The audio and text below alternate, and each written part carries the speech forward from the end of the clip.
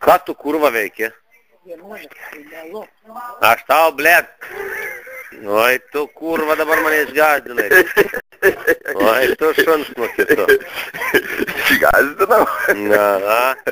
Klausybė, benčiukai. Nu. Man reikia mašinos malkų. Ką siūlai? Kada?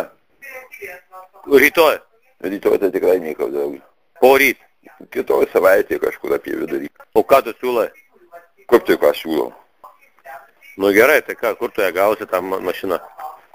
Nu tai, jei nieks nesustabdys. Prašau, tu pasakyk kur? O kur tu jų turi tu man namuose? Ne. Kur? Miškelė. Miškelė yra? Mhm. Nu tai gerai, tai kada galėt bogyt? Tai aš pats atvažiuočiau pasisutvarkyčiau. Nu tai, čia gali važiuoti ir šeštadienį galėsi dirbti, ir sekmadienį galėsi dirbti. Aš tau, blėt, padirbsiu.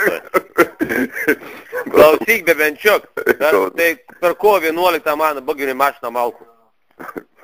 Duosiu bonką aš tau. O į kurą, padukai? Ką? Į kurą? Nu į miestą. Tai gerai kitos savaitės, aš. Nu, o turi prisipjovęs da?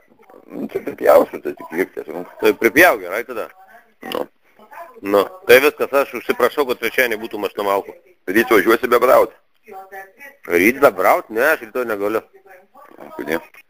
Savaitgalį atvažiuosim sekmadienį.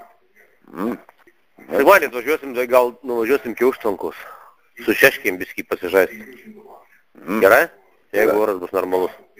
Gerai. Nes nei ryt, nei šeštadienį negaliu. Tai važiuosim su draugu, pažiūrėti. Nu. Tai važiuok apžiūrėk ir man reikia kailiukų da. Jo. Na, gerai?